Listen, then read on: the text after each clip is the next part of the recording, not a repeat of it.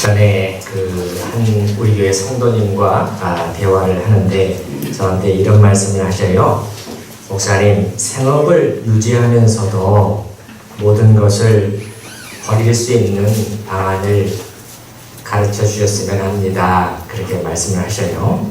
생업을 유지하면서도 해야 하지 않을 수 없는 상황인 거죠. 그런데 그 속에서도 모든 것을 버릴 수 있는 이런 표현을 쓰셨는데 저한테는 이제 이렇게 들렸어요. 온전히 주님을 위해 드릴 수 있었으면 좋겠는데 그 생업의 삶을 살면서도 그 삶의 현장 속에서 일해야 되는 그곳에서 주님께 온전히 드릴 수 있는 방안이 있을까요? 이제 이렇게 제가 생각을 했어요. 그래서 사실 이 내용 중에 일부는 제가 아주 오래전에 우리 천우교회에서 주일 예배 때 나눈 적이 있었는데 이번에는 더 자세히 최소한 3주는 걸릴 것 같아요. 그래서 삶의 모든 자리에서라는 이러한 제목하에 우리 성도님들과 함께 생각해 보려고 합니다.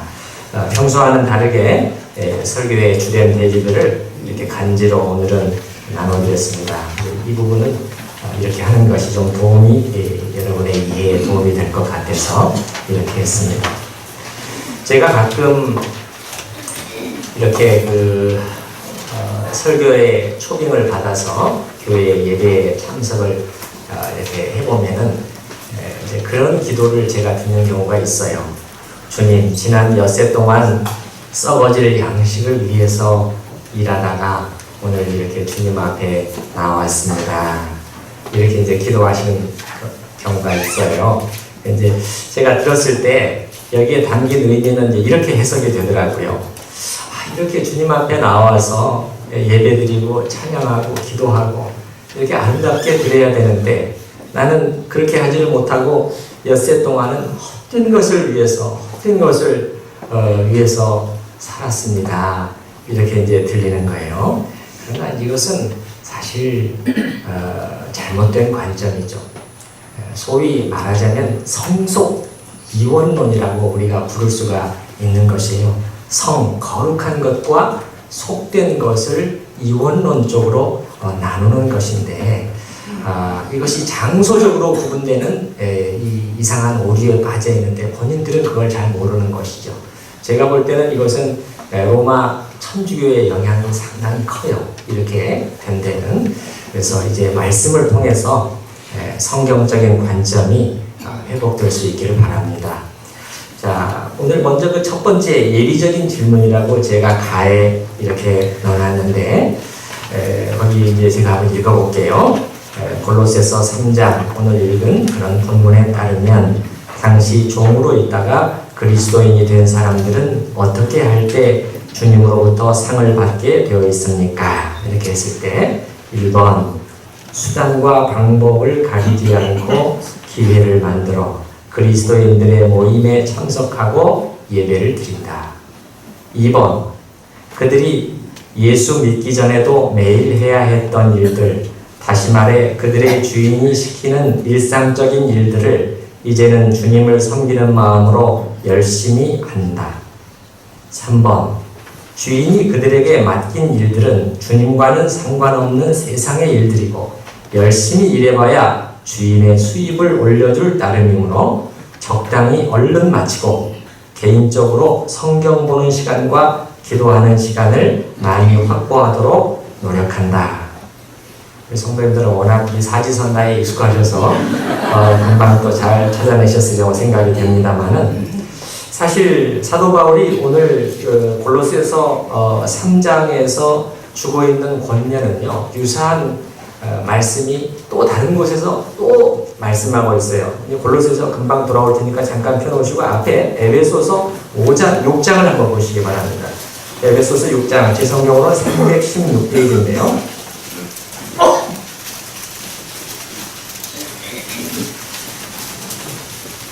에베소서 6장 5절부터 8절까지 제가 좀 빨리 읽어볼게요. 유사한 내용이라는 걸 금방 확인이 되실 거예요. 에베소서 6장 5절부터 종들아 두려워하고 떨며 성실한 마음으로 육체의 상전에게 순종하기를 그리스도께 하듯 하라. 눈가림만 하여 사람을 기쁘게 하는 자처럼 하지 말고 그리스도의 종들처럼 마음으로 하나님의 뜻을 행하고 기쁜 마음으로 섬기기를 주께 하듯 하고 사람들에게 하듯 하지 말라.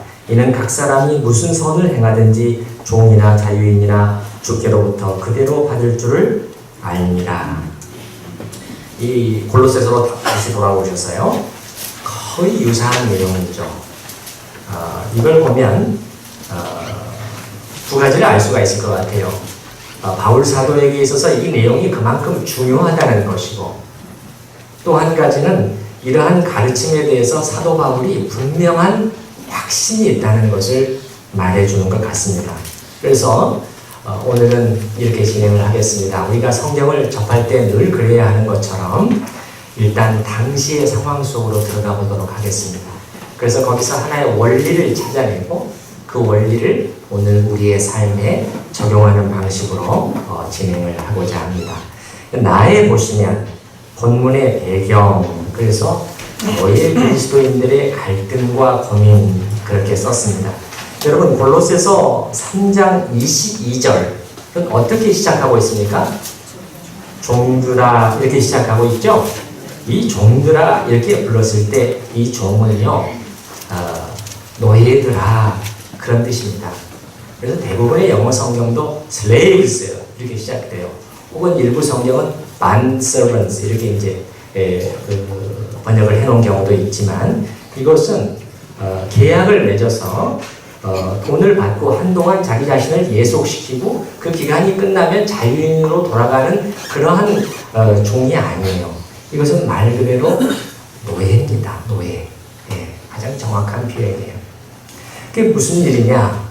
지금 그리스도의 복음이 왕성하게 전파되면서 정말 높은 계층에서부터 낮은 계층에까지 모든 계층에서 예수님을 영접하고 신앙생활을 하는 사람들이 생겨났단 말이죠. 예를 들면 귀족들의 수도 있었고 또 그 황실에서도 또 믿는 사람들이 나왔어요. 성경에 보게 되면은 그 지난번에 우리가 읽었지만은 사도행전 13장에 보면 안디옥 교회의 지도자들 중에 누가 거론이 되느냐? 헤롯의 젖동생 마나엘입니다. 헤롯 안디바 왕의 젖동생, 아마 같은 유모 밑에서 자란 그런 뜻인 것 같아요.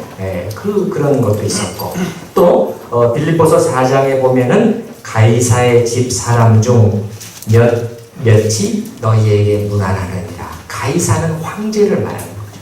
가이사의 황실에 몇 사람이 여러분에게 문안합니다. 그 다음에 관리와 관료 속에서 또 나왔어요. 예를 들면 로마서 6장에 보면 성의 재무담당 에라스도가 너희에게 문안하느니라. 재무담당 그 성의 공무원을 말하는 것이죠. 관리를 말하는 것이죠. 군인에서도 나왔죠.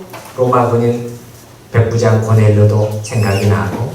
그래서 이런 각계각층의 종, 자유인, 남자, 여자 수많은 곳에서 하나님께서는 당신의 자녀들을 부르신 것이죠. 그런데 이 중에서 노예된 그리스도인들의 삶의 수준은 사실 사회적으로 보면은 최하층의 계층에 속해 있었던 것이죠. 인격으로서보다는 사실 소유물로 취급을 받았다 이렇게 보는 것이 정확하겠죠. 물론 이제 또 학자들은 미국의 흑인 노예 17세기부터 19세기까지 있었던 미국의 흑인 노예들의 그 참혹한 상황에 비해서는 그 로마 시대의 이 노예들, 특히 이제 가정에 속한 노예들, 가정 노예라고 불렀는데 이들의 상황은 좀 훨씬 나았다고 할 수 있다. 이렇게도 보지만 그러나 노예는 노예인 거예요.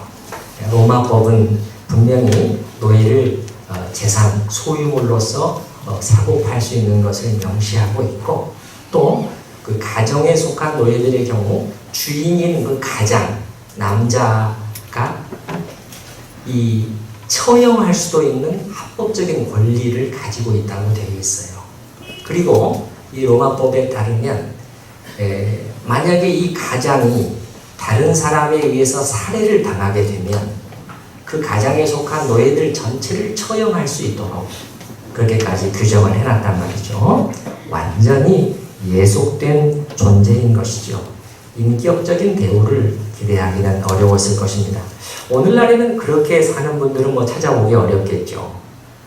우리가 사는 사회 속에서 가장 그래도 비인격적인 대우를 받는 곳이라면 어디를 생각할 수 있을까요? 감옥을 생각할 수 있을 것 같습니다. 근데 감옥에서는 여러분 어떻습니까? 이름을 불러주나요? 뭘로 부르죠? 번호로 부르는 것이죠. 465번 면회다. 수형 번호 몇 번? 그걸로 끝나는 거죠. 저는 군에 입대를 했을 때 훈련소에서 전혀 저의 이름을 불러주지 않는다는 것을 거기 가서야 알았어요. 한 달 내내 제 이름을 부르지 않고 번호로 부르는 거예요. 한 달의 훈련 기간이 다 마치고, 요즘은 어떤지 모르겠어요. 근데 한 달의 훈련 기간이 다 마치고 이제 우리 내무반장을 맡았던 하사가 이제 마지막 작별의 인사를 하는데요. 제 앞에 왔을 때 사실 저한테 고마움을 표시하고 싶었던 것을 저는 알 수가 있었어요. 제가 나름대로 크리스찬의 간증을 보여본다고 설거지도 하고 힘든 일들을 많이 맡아서 했거든요. 그래서 마지막 인사를 저한테 하는데 5번 수고했다. 5번, 제가 5번 지금도 기억을 해요. 그때 약간 충격을 받아가지고 이 중요한 마지막 작별의 순간에도 저의 이름을 불러주지 않는 거예요.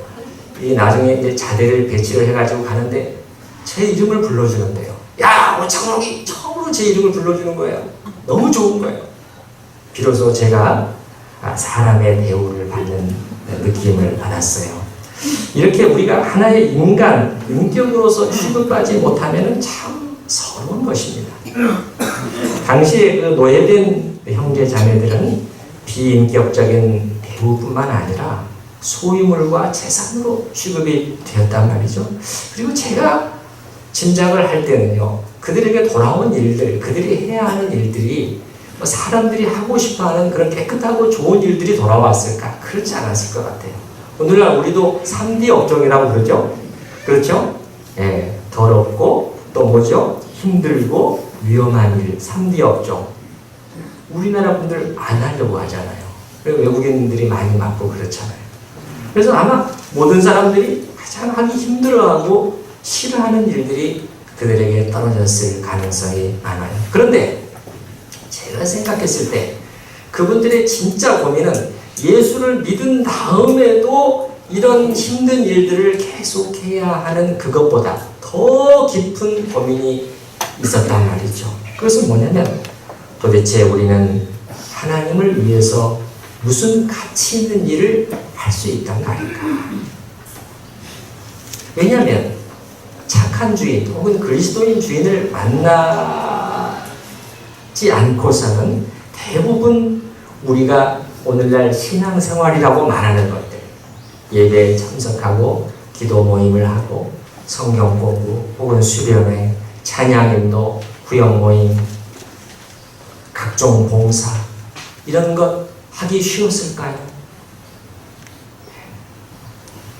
심지어 주일, 오늘 같은 주일에도 많은 경우 일해야 했을 것입니다. 자유인 형제자매들이 이렇게 하나님 앞에 나가서 서로 아름답게 예배하며 거제하는 그 시간에도 일을 해야 하는 그리스도인들이 많았을 거예요. 그래서 그분들의 마음속에 질문이 일어나지 않을 수가 없는 것이죠. 봐라. 우리가 해야 하는 모든 일들은 하나님과는 아무 상관이 없는 것 같아. 도대체 우리는 예수님을 위해서 무슨 가치 있는 일을 할 수 있단 말인가? 우리는 정말 하나님이 받으실 만하고 그분을 기쁘시게 하는 기독교인의 삶을 살고 있는 것인가? 아니, 그런 가능성이라도 있는 것인가? 이렇게 이러한 고민과 갈등이 일어난다고 생각을 합니다. 그래서 사도 바울이 이런 권면을 2번씩이나 주게 되는 것이죠. 그래서 여러분이 오늘 본문을 읽으시고 그 다음에 이 가의 예기적 질문 아까 1, 2, 3번 제가 이제 같이 읽어봤는데 몇 번이 이 답이겠는지 여러분이 한번 생각해 보시기 바랍니다. 본문을 잠깐 보시면서 또 이 질문을 보시고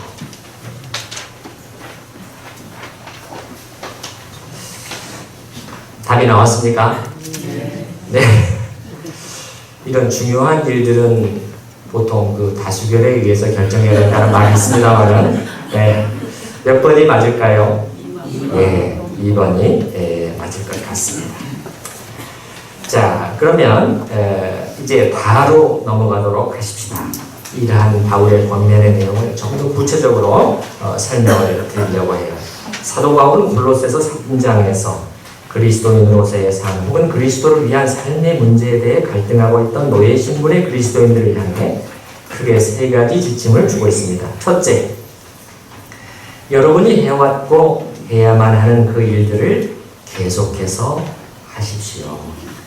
둘째, 그러나 이제부터는 전혀 다른 동기와 자세로, 즉 더 이상 여러분의 육신의 주인을 위해서 그 일들을 하지 말고 이제부터는 주 예수 그리스도를 위하여 하기 시작하십시오. 셋째, 그러면 그 일들은 하나님께서 기쁘게 받으시는 하나님의 일이 될 것이고 여러분에게는 그에 대한 상이 주어질 것입니다. 여기서 여러분 바울의 권면을 보시면 알겠지만 놀랍게도 어떻게 해서든 교회 예배나 기도 모임 등 집회에 참석을 독려하고 있지 않아요. 최선을 다해서 그걸 노력해보라. 사실 그렇게 하고 있지는 않아요. 물론 그들이 그렇게 할 수 있었다면 당연히 그쪽을 권했겠죠. 그러나 여러분이 아시는 것처럼 노예가 주인에게서 도망치지 않는 한은 이러한 자유를 구가하기는 거의 불가능해요. 그리고 도망친 노예가 붙잡히게 되면 어떠한 이 혹독한 처벌을 받게 되는지는 여러분도 잘 알고 계시죠. 우리가 신약성경 빌레몬서를 읽게 되면 이 주인인 빌레몬으로부터 도망친 노예 오네시모의 얘기가 나오죠. 그리고 오네시모가 도망쳤다가 바울을 만나서 회심하게 됐단 말이죠. 근데 바울은 규정에 따라 그를 주인한테 돌려보내요. 너는 회심했을 뿐만 아니라 회심했으면 이 세상의 법도 따라야 되는 것이죠. 너는 주인에게 돌아가서 처벌을 받아야 된다면 처벌을 받고 용서를 구해야 된다. 그러면서 쓴 편지가 그의 손에 들려준 편지가 빌레몬서란 말이죠. 그를 용서해 주기를 부탁합니다. 나를 봐서 용서해 주기. 그 말은 무슨 말이에요? 주인한테 그를 처벌할 수 있는 권한이 있다는 것을 명백히 해주는 것이죠. 그래서 노예들은 이러한 도망치지 않으면 자유를 구가할 수 없는데 도망칠 수가 없다고 합니다. 그래서 바울은 그런데 그들에게 어떻게 해서든지 예배를 참석하도록 도망쳐서라도 예배에 참석하도록 그렇게 권하고 있지는 않단 말이죠. 바울은 그럼 여기서 공예배나 그리스도인의 모임을 경시하고 있는 것인가? 말할 필요도 없이 그게 아니죠. 성경을 보게 되면 명확해지는 거죠. 예를 들어서 히브리서 10장 25절에 보면 모이기를 피하는 어떤 사람들의 습관과 같이 하지 말고, 어떤 사람들이 벌써부터 그렇게 하고 있었다는 거예요. 모일 필요 없다. 혼자서만 잘하면 돼. 그런 하나님 기뻐하시는 것이 아니다. 그렇게 권하고 있고요. 사도행전 2장 46절에 보게 되면 초대교회 성도들은 날마다 모였다는 거예요. 심지어 날마다 마음을 같이하여 성전에 모이기를 힘썼다. 그렇게까지 말하잖아요. 그런 성령의 역사가 많이 나타나게 되었던 것이죠. 여러분, 성경은 결코 개인주의적인 신앙생활을 독려하고 있지 않아요. 오늘날 교회의 실망을 많이 느낀 나머지 더 이상 교회에 나가지 않으면서도 자신은 그리스도인으로서의 정체성을 가지고 살아가는 분들이 늘어나고 있죠. 한편으로는 이해가 돼요. 그리고 1차적인 책임은 저는 교회에 있다고 봅니다. 그리고 우리 목회자들에게 그 엄청난 책임이 저는 있다고 인정하는 사람이에요. 그러나 그렇다고 하더라도 그런 분들이 잘하고 있는 것이냐? 그거는 아니에요. 그거는 아닙니다. 여러분, 약하고 부족한 교회도 그리스도의 몸된 교회입니다. 주님이 사랑하시는 교회예요. 물론 아무 교회나 택해서는 안 되겠죠. 최선을 다해서 바른 교회를 찾아야 되겠죠. 그러나 그 다음에는 그 한 교회에 자기를 사실은 묶어야 돼요. 지체로서 엮어져 나가야 된다는 말이죠. 그것이 성경의 바른 가르침이에요. 제가 예배에 대해서 말씀을 드렸지만 개인 예배도 주님 앞에 아름다운 것이지만 말씀드렸죠. 성도들이 함께 모여서 그 한 주님을 높이며 찬양하는 것이야말로 훨씬 더 영광스러운 것이라고 제가 말씀을 드렸잖아요. 그래서 여러분 이 본문 말씀을 보시면 알겠지만 사도 바울은 그러한 교회 모임을 경시하는 것은 결코 아님에도 불구하고 우리가 보기에 상당히 놀라운 권면을 주고 있단 말입니다. 어떻게 권면하고 있느냐? 요약을 해보면 여러분이 지금 하고 있는 그 일들로부터 빠져나오려고만 하는 것은 주님의 뜻이 아닙니다. 오히려 그 일들을 계속하십시오. 그러나 이제부터는 전혀 다른 동기와 자세와 목표로 하십시오. 그러면 하나님께서는 여러분이 하시는 그 일들을 기쁘시게 받을 것이고 거기에 대해서 영광스러운 상급이 있을 것입니다. 이렇게 가르치고 있단 말이죠. 그래서 지금 하나씩 본문을 통해서 일단 좀 확인을 할 필요가 있겠어요. 정말 이 본문이 이 세 가지를 말하고 있는가를 확인하고 넘어가도록 하겠습니다. 자, 먼저 첫 번째를 보십시오. 첫 번째, 여러분이 해왔고 해야만 하는 그 일들을 계속해서 하십시오. 이거는 22절 말씀을 보셔요.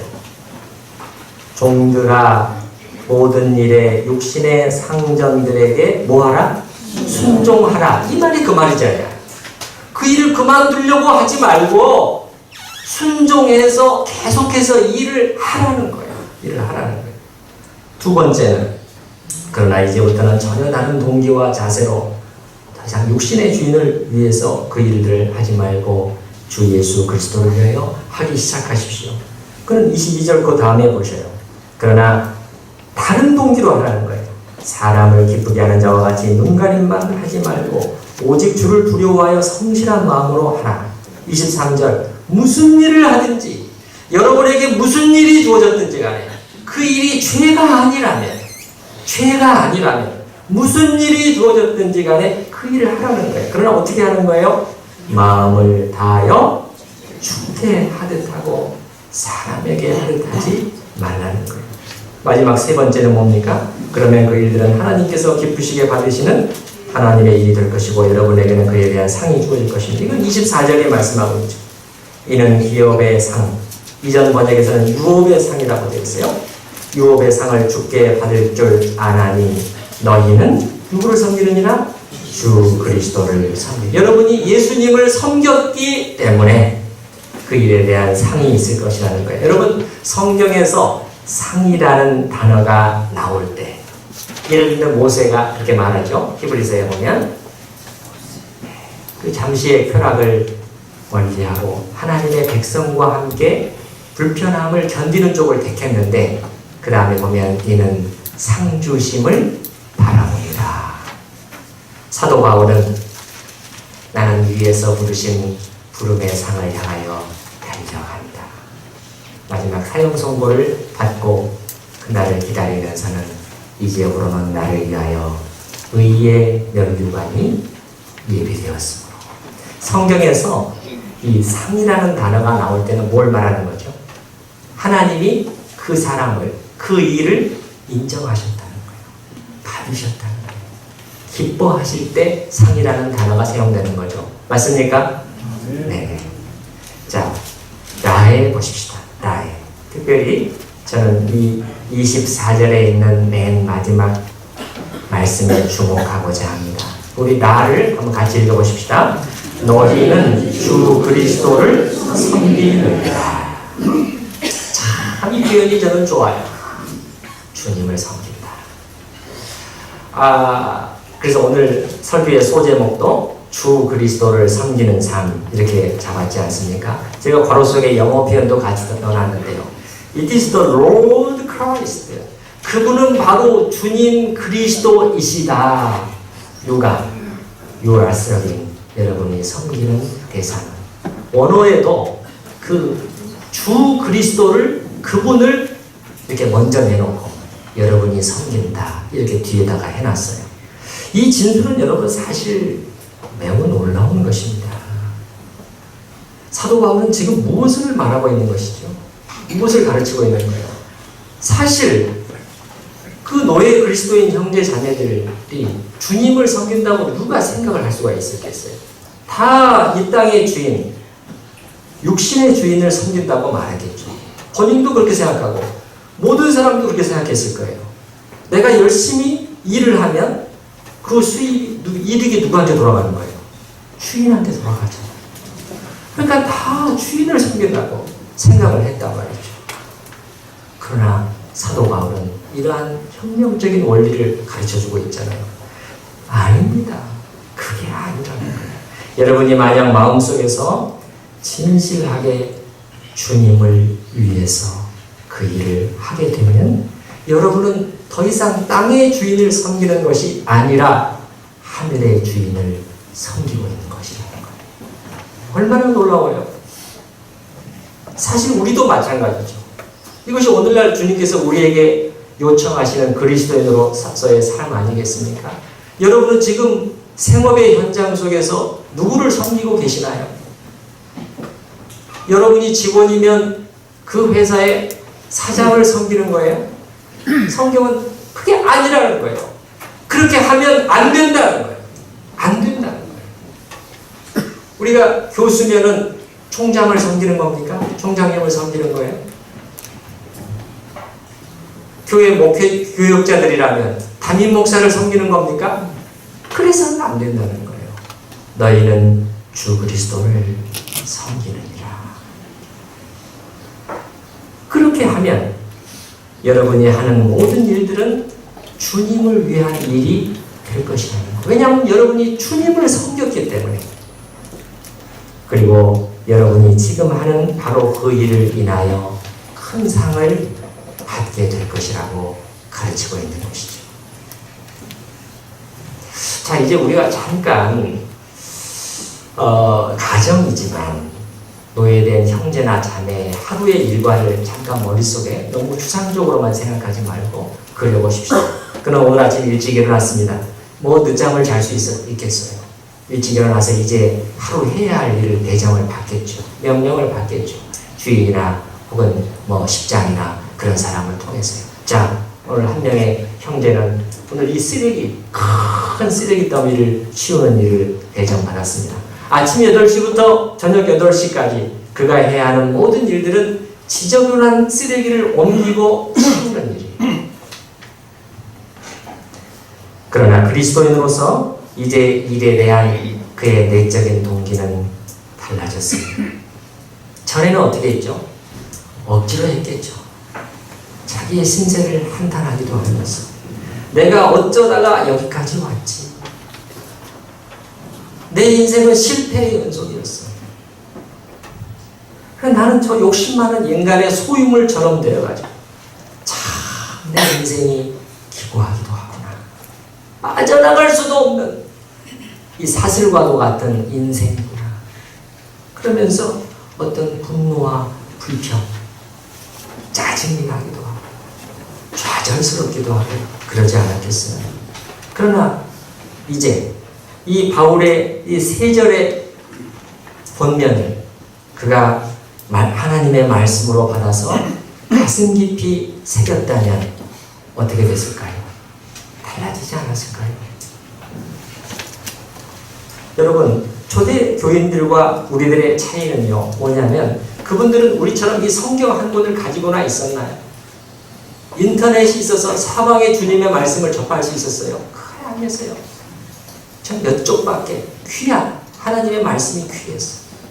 그러나 그 몇 페이지 몇 쪽 가지고 있지 않아도 몇 말씀 듣지 않아도 크게 그냥 들으면 심장 속에 꽉 박혀서 삶의 원리들로 나타났어요. 말 그대로 제자가 된 거죠. 제자가 되는 거예요. 제가 지난번에 안디옥의 그리스도인이라는 말씀을 드리면서 사도행전에 나타나는 제자가 누구였는가를 말씀을 드렸잖아요. 제자. 우리가 제자입니까? 대답을 안 하시네요. 성경은 모든 그리스도인들이 주님의 제자요 제자가 되어야 된다 그렇게 말씀하고 있다고 말씀드렸잖아요. 여러분 제자입니까? 네. 근데 오늘날 여러분 보시면 알겠지만 제자 훈련 과정도 많고 여러 가지 많은 프로그램들이 있지만은요, 진짜 제자는 잘 배출되고 있지가 않아요. 아는 건 많아지고 머리는 커지는데 삶에서는 능력으로 나타나질 않아요. 이게 그들과 우리의 차이점이라니까요. 우리는 많은 말씀을 가지고 있는데 말씀은 능력으로 나타나잖아요. 그분들은 몇 개 되지 않는데 그의 삶 속에서 나타나요. 제가 지난번에 말씀드렸잖아요. 그리스도인으로서의 그 신앙생활의 수준의 그 시금석은 뭐냐? 교회 문을 나가서 삶의 현장 속에서 그때그때 신앙적인 판단과 결정을 하실 수 있느냐 없느냐, 그것이 여러분의 신앙의 현주소라고 제가 말씀드렸잖아요. 그게 그분들과 우리의 차이점인 거죠. 이 너의 형제 자매는 나의 진짜 주인은 예수 그리스도시다. 너희는 주 그리스도를 섬기느니라. 주 퀴리오스입니다. 헬라어로 퀴리오스. 나의 메스터, 나의 주인이라는 거예요. 나의 진짜 주인은 예수님이시다. 나는 이 모든 일들을 그분을 위하여 한다. 그분은 나를 사랑하사 십자가에서 자신을 내어주시고 이 세상이 결코 내게 주지 못했던 영생과 소망을 주신 분이 아닌가. 어쩌면 그 형제나 자매는 이런 말씀을 묵상했을지도 몰라요. 우리의 잠시 받는 환난에 경한 것이 지극히 크고 영원한 영광에 중한 것을 이루게 하니, 내가 주님을 위하여 이 고난을 참고 견디는 그것이 영광의 바탕이 되는 것이다. 그래서 그가 하루 종일 한 것이라고는 냄새나는 쓰레기를 치운 것이었습니다. 그의 몸은 먼지와 땀으로 뒤덮였겠죠? 우리는 이렇게 일을 하면은 수입이라도 생깁니다. 너희들은 어떻게 됐을까요? 칭찬이라도 있었을까요? 뭐 네가 칭찬을 받아. 너 해야 될 일을 했잖아. 그거잖아요. 그러나 그 형제는 이제 확신 속에 있습니다. 나는 내 주님을 오늘 섬겼어. 나는 하나님을 위해서 일한 거야. 내가 한 것이 하나님의 일인 것이지. 왜냐하면 주님을 섬긴 것이잖아요. 주님을 섬기는 것이라면 그 말은 주님의 일이었다는 거예요. 그들이 그런 자세로 살게 되었을 때 얼마나 달라졌을까요? 제가 생각할 때는 얼굴 표정에서부터 바뀌었을 것 같아요. 사람이라는 게 가리려고 해도 얼굴 표정에서 나타나죠, 사실은. 이제는 사람들을 대하는 자세도 달라지지 않았을까요? 주인이든 동료이든 자기 감독관이든 식장이든 달라졌을 것 같아요. 그리고 그 입에서는 때로는 콧노래가 나왔을 수도 있어요. 찬송이 나왔을 수도 있겠죠. 그러면 옆에서 같이 일하는 같은 동료 노예들이 저놈은 지금 어떻게 코에서 저 콧노래가 나올 수 있지? 천도가 될 수 있는 거예요. 너의 그 소망과 위로의 이유가 도대체 뭐냐? 우리한테 없는 것이 너한테 있구나. 여러분, 저는 사실 직장 생활도 있고 했고 또 이제 목사로서 살고 있지만은요, 목사가 전도를 하면은 많은 분들은 어떻게 생각해요? 당신은 목사니까, 당신은 우리랑 다른 환경 속에 살고 있잖아. 일주일 내내 주님 묵상할 수 있잖아. 우리가 어떻게 살고 있는지 알아요? 물론 그 말을 입으로는 안 해요. 겉으로는 웃죠. 속으로는 그렇게 작동할 수가 있어요. 그러나 여러분이 예수님을 전하게 되면, 여러분이 사랑하고 기뻐하는 예수님을 전하게 되면 다르죠. 자기와 똑같은 그 삶의 갓난, 그 실존적인 삶의 현장을 살아내는 사람이 예수님으로 인한 위로와 소망을 전하면 그들이 더 움직이게 되었단 말이에요. 그래서 그가 종일 한 일이라고는 다른 게 없어요. 쓰레기 청소밖에 다른 일이 없습니다. 그러나 잘 들으세요. 하나님은 이 쓰레기 치우는 일을 기쁘게 받으시고 거기에 대해서 상을 약속하고 계시단 말이에요. 그래서 제가 거기 밑에 마에 보시면 하나님의 일에 대한 관점이 좀 바뀌어야 되겠다는, 하나님의 일. 사도 바울은 골로새서 3장에서 하나님의 일에 관한 놀라운 원리를 제시해 보여주고 있다고도 할 수 있습니다. 무슨 일이든지 그것을 하나님을 위하여 하라. 그러면 그 일은 하나님의 일이 될 것이다. 그리고 바로 여기에 크리스찬 라이프의 놀라운 비결이 있는 것입니다. 무슨 일이든지 그것이 죄가 아니라면 하나님을 위해서 할 수가 있다고 성경은 말하고 있나요? 말하고 있어요? 네. 왜 오늘은 이렇게 대답들이 적으신가요? 자신이 없으세요? 성경을 통해서 확인 제가 시켜드리고 있잖아요. 그래서 무슨 일이든지 주님을 위하여 하라는 거예요. 주님을 섬기는 자세로 하라는 거예요. 그러면 그 일은 하나님의 일이 될 수가 있다는 것이죠. 아멘? 아멘. 사실 이러한 원리, 그러니까는 삶의 모든 자리에서 신앙생활을 해야 된다는 것은 성경 여기저기에 나타나 있는 사상이죠. 구약에도 이미 나타나 있어요. 예를 들어서 시편 19편 14절 같은 데 보면 이런 말씀이 있죠. 나의 반석이시오 나의 구속자이신 여호와여, 내 입의 말과 마음의 묵상이 주의 앞에 연락되기를 원하나이다. 내 입의 모든 말과 내 마음의 생각과 묵상들이 주님 앞에 받아들여지는 그런 것이 되기를 원합니다. 이것은 여러분 어때요? 종교적인 행위를 하는 그 순간만을 가리키는 게 아니에요. 모든 삶의 자리자리들 속에서, 전체의 삶 속에서 주님, 내 입에서 나오는 모든 말들, 내 마음에서 생각하는 묵상들이 주님 받으시기에 받으심직한 것이 되기를 원합니다. 그것은 어때요? 삶의 모든 자리 속에서 주님을 위하여 살고 싶다는 표현을 하는 것 아니겠습니까? 자, 그래서 우리가 주의를 해야 되겠어요. 주의를 해야 되겠습니다. 뭐냐? 하나님의 일에 대한 개념을 좀 바로잡을 필요가 있겠다는 것이죠. 오늘 말씀을 보니까 전혀 주님의 일이 아닌 것 같은, 주님의 일과는 전혀 상관없는 것 같은 일들도 얼마든지 주님의 일이 될 수 있다고 말하고 계시네요. 어떻게 할 때? 우리가 그 일을 누구를 위해서 할 때? 주님을 위하여. 그러면 그 일이 주님의 일이 된다는 거예요. 반대도 마찬가지입니다, 여러분. 반대도 마찬가지예요.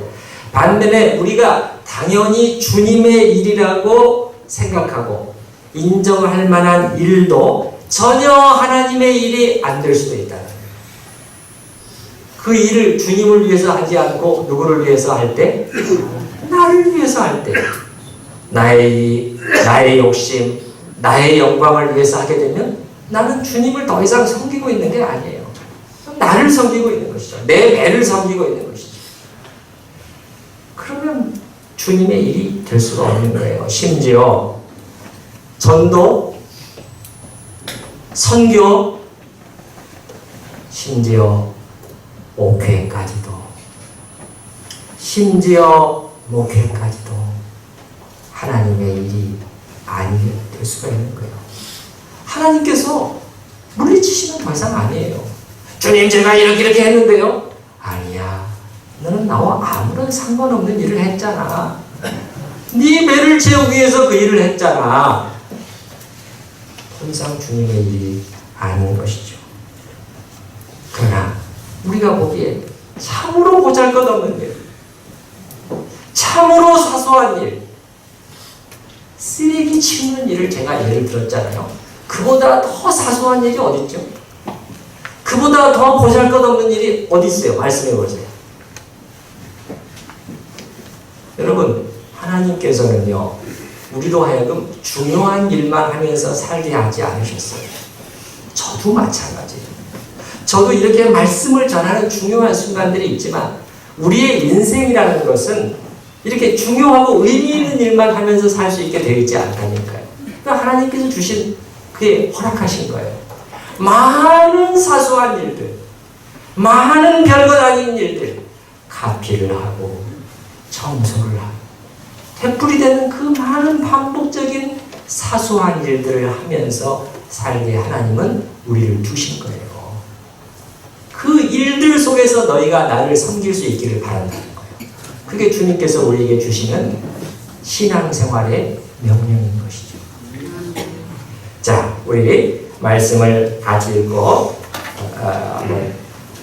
함께 기도하는 시간을 잠깐 가지도록 하십시다. 제 생각에 오늘 제가 이 마지막 현대적인 적용은 시간이 너무 길어질 것 같아서 여기까지만 하고 앞으로 계속해서 이어서 이 주제를 다뤄가도록 하겠습니다. 자, 우리 골로새서 3장 22절부터 24절까지의 말씀을 우리가 묵상하는 마음으로 우리가 오늘 들은 내용들을 생각을 하면서 같이 한번 읽어보십시다.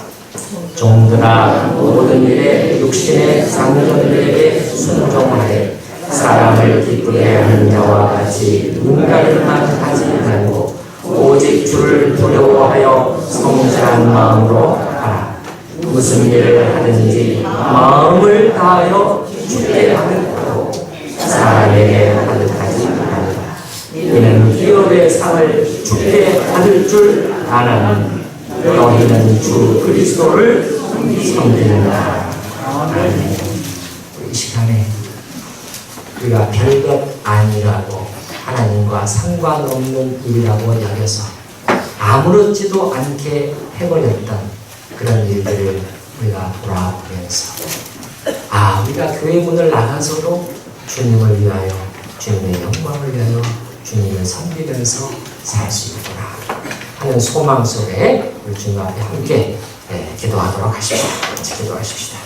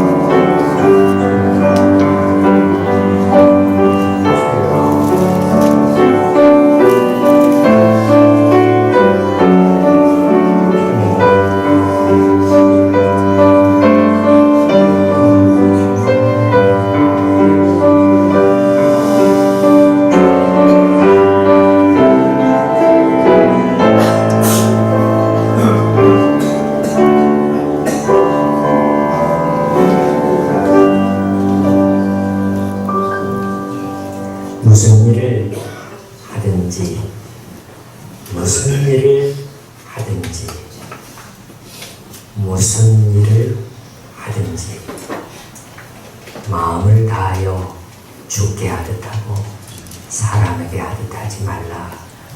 너희는 주 그리스도를 섬기느니라. 주님의 말씀은 언제나 우리의 생각을 뛰어넘고 우리의 시들은 영혼에 생수와도 같이 다가오고 우리를 살려내는 힘이 있는 것을 봅니다. 주님의 말씀 속에서 우리는 다시 한번 희망을 찾습니다.